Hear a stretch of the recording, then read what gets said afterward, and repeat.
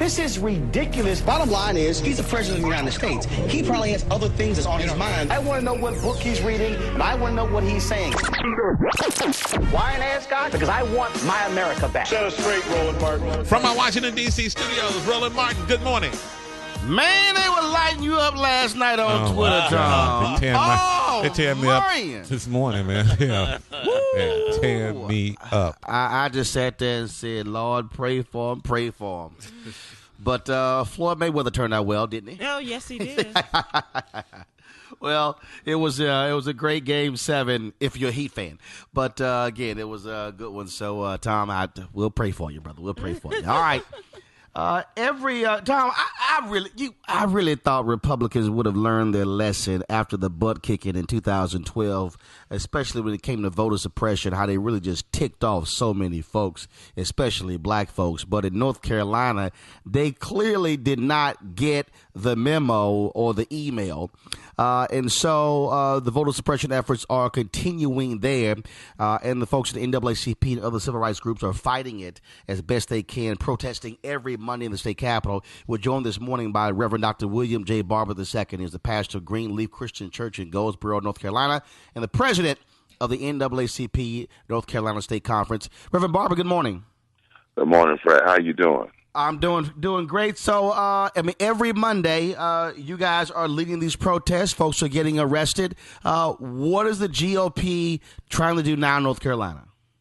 Well, you know, there's an old song the OJs used to say, give the people what they want. And down here, what we want is a government that functions constitutionally, cares about the common good, and functions morally, since they put their hands on the Bible, and cares about our deepest values, caring for our neighbor. This GOP, 86 people now, 10 million North Carolina, but 86 people have decided to push an extreme and immoral agenda.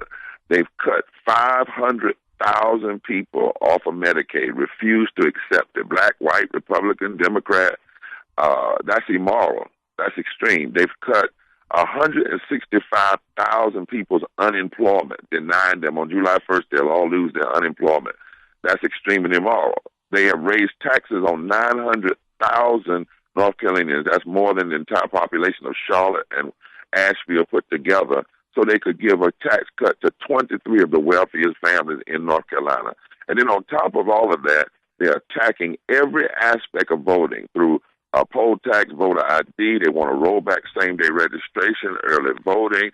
They want to deny students the right to vote. They want to charge parents $2,500 poll tax if their children vote in college as opposed to back at home.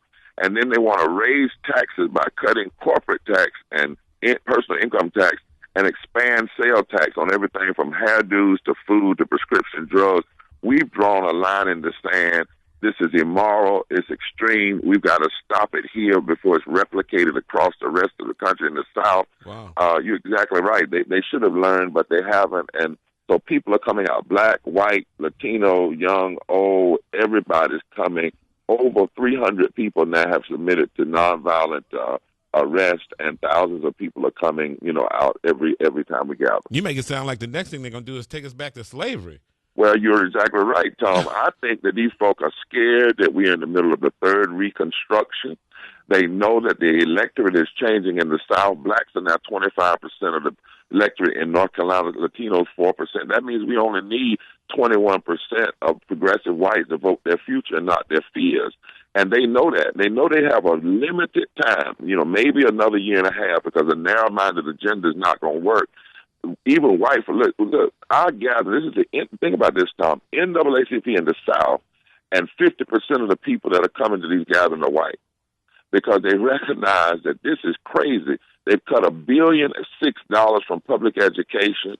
They want to pass vouchers and give public school money to private schools. They just voted to knock 30,000 more preschool kids off of the rolls, which are add to 20,000 that were already not allowed to get preschool. And these are not just black kids. These are even Republican kids. Wow. So this is an extreme, crazy agenda, and the big issues in this nation are at the state level. We want to change the nation. We got to fight at the state level. All right.